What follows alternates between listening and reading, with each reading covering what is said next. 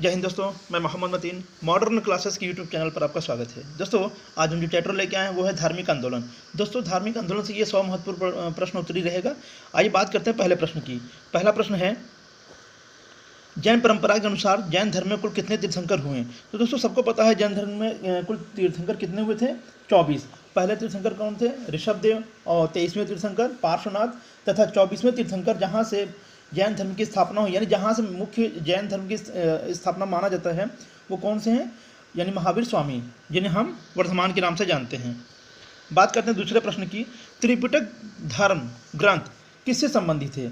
तो पता है दोस्तों, त्रिपिटक धर्म ग्रंथ किससे संबंधित है? ए जैन से, बी बौद्ध से, सी सिख से और डी हिंदुओं से।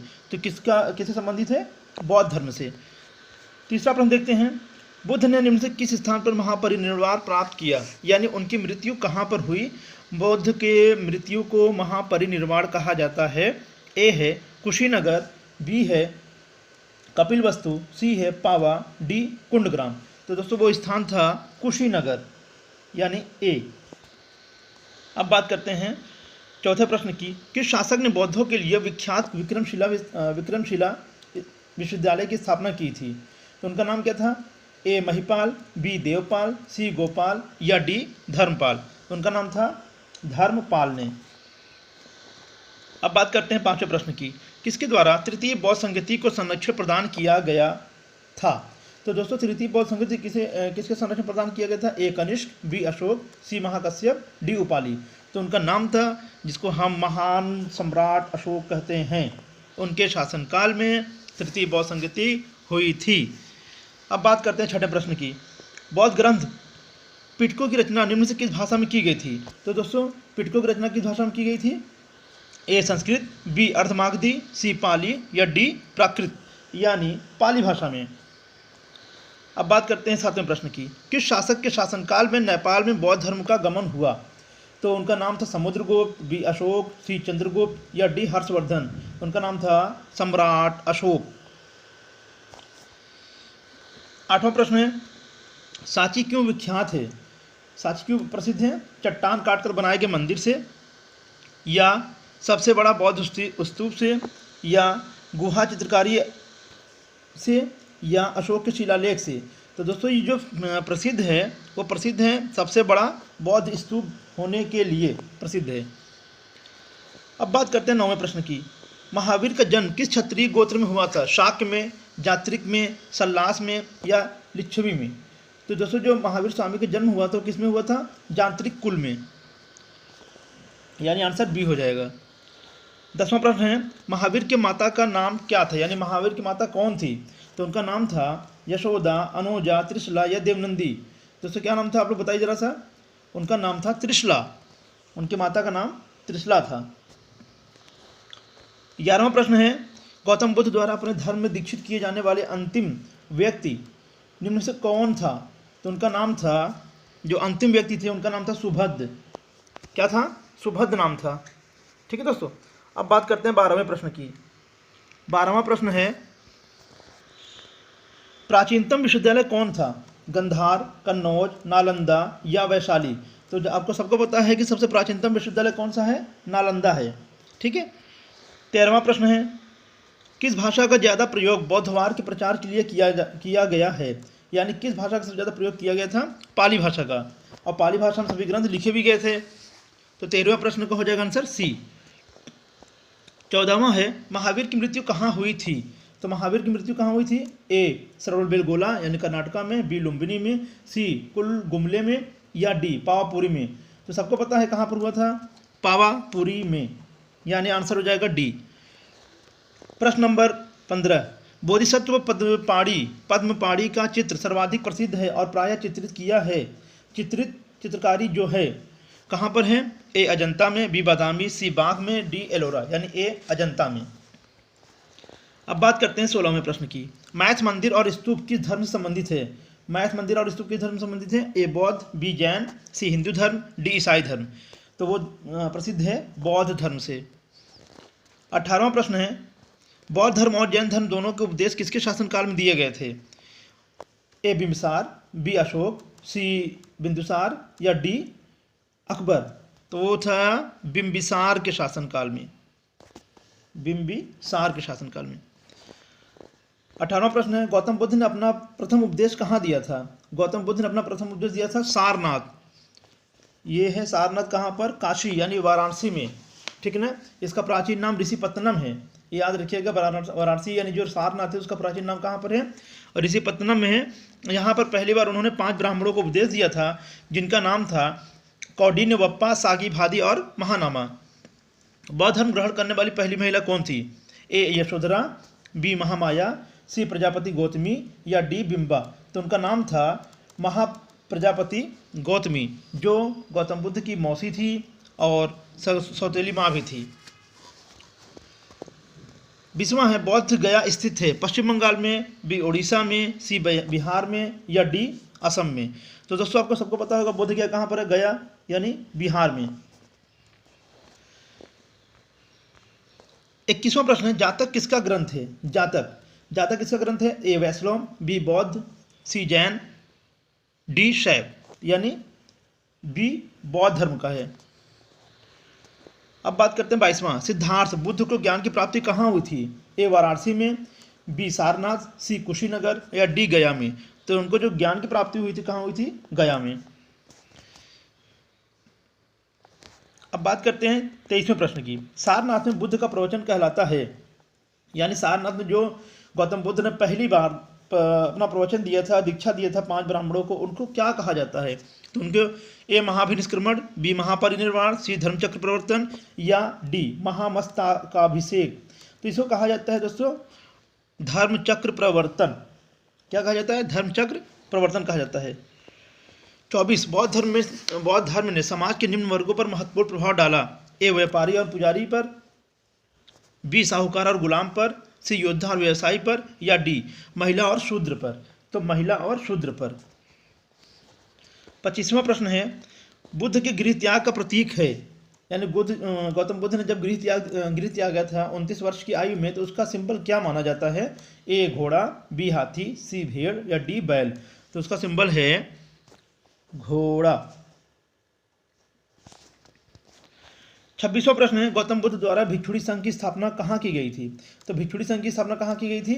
ए सारनाथ, बी कपिलवस्तु, सी वैशाली, डी गया। तो इसका आंसर जो हो जाएगा वो हो जाएगा वैशाली में। अब बात करते हैं 27वें प्रश्न की, सर्वप्रथम शून्यवाद यानी शून्य का सिद्धांत का प्रतिवादन करने वाले बौद्धिक दार्शनिक का नाम क्या है? तो उनका क्या नाम है? ए असंग, बी वसुबंधु या सी नागार्जुन या डी इनमें से कोई नहीं। तो इसका आंसर हो जाएगा सी नागार्जुन। महावीर का मूल नाम क्या था? सिद्धार्थ, गौतम, सी वर्धमान। तो इसका आंसर हो जाएगा वर्धमान, यानी आंसर सी हो जाएगा। 29वां प्रश्न है, किसे एशिया की रोशनी कहा जाता है? सबको पता है लाइट ऑफ एशिया किसे कहा जाता है? महात्मा गांधी, बी गौतम बुद्ध, सी माओ त्से-तुंग को या डी अकबर को। तो ये तो बिल्कुल सिंपल प्रश्न है, सबको पता है कि गौतम बुद्ध को लाइट ऑफ एशिया के नाम से जाना जाता है, ठीक है। तो इसका आंसर हो जाएगा गौतम बुद्ध को। हाँ, 30वां प्रश्न, दिलवाड़ा के जैन मंदिरों का निर्माण किसने करवाया था? चोलों ने, बी चंदेलों ने, सी चालुक्यों और सोलंकियों ने या डी राष्ट्रकूटों ने। तो दोस्तों इसका जो आंसर हो जाएगा वो हो जाएगा सी, यानी चालुक्य और सोलंकियों ने। 31वां प्रश्न है, नागार्जुन कौन थे? ग्रीक राजा थे, वैष्णव संत थे या जैन मठवासी थे या डी बौद्ध दार्शनिक थे। तो इसका आंसर जो हो जाएगा वो हो जाएगा डी, यानी बौद्ध दार्शनिक थे। 32वां प्रश्न है, जैन परंपरा के अनुसार महावीर कौन से तीर्थंकर थे? यानी पहले थे, 10वें थे, 8वें थे या 24वें थे। तो सबको पता है 24वें थे। 23वें कौन थे? पार्श्वनाथ, जिनका जन्म बनारस में हुआ था। और पहले कौन थे? जिनका नाम था ऋषभदेव।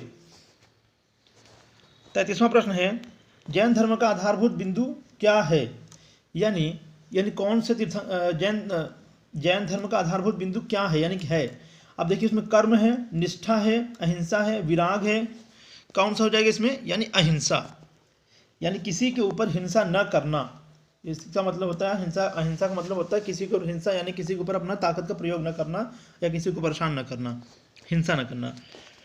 अब 34वां प्रश्न है, जियो और जीनो तो किसने कहा? महावीर स्वामी ने, बी गौतम बुद्ध ने या सी महात्मा गांधी ने या डी विनोबा भावे ने। तो इसका आंसर हो जाएगा ए, यानी महावीर स्वामी ने कहा था जियो और जीने दो, यानी खुद तो जियो और दूसरे को भी जीने दो, ये कहा था महावीर स्वामी ने।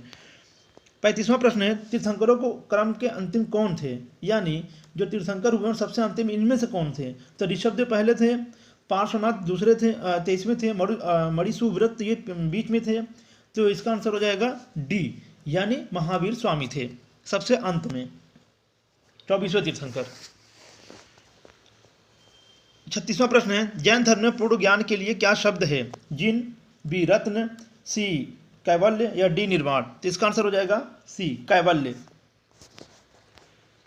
महावीर स्वामी का जन्म कहाँ हुआ था, कुंडग्राम में, पाटलिपुत्र में, मगध में या वैशाली में। इसका आंसर हो जाएगा कुंडग्राम में। अब बात करते हैं 38वें प्रश्न की। कनिष्क के शासनकाल में चतुर्थ संगति सभा किस नगर में आयोजित की गई थी, मगध में, पाटलिपुत्र में, कुंडलवन कश्मीर में। तो इसका आंसर हो जाएगा कुंडलवन कश्मीर में। चौथी बौद्ध संगति कहाँ हुई थी, कुंडलवन कश्मीर में, कनिष्क के शासनकाल में, और वसुमित्र इसके अध्यक्ष थे। 39वां प्रश्न है, तृतीय बौद्ध संगति कहाँ आयोजित हुई थी। तो तृतीय बौद्ध संगति कहाँ आयोजित हुई थी दोस्तों, ध्यान दीजिएगा, ए वत्स, बी पाटलिपुत्र, सी कौशाम्बी या डी कश्मीर। तो पाटलिपुत्र में, तृतीय बौद्ध संगति पाटलिपुत्र में आयोजित हुई थी।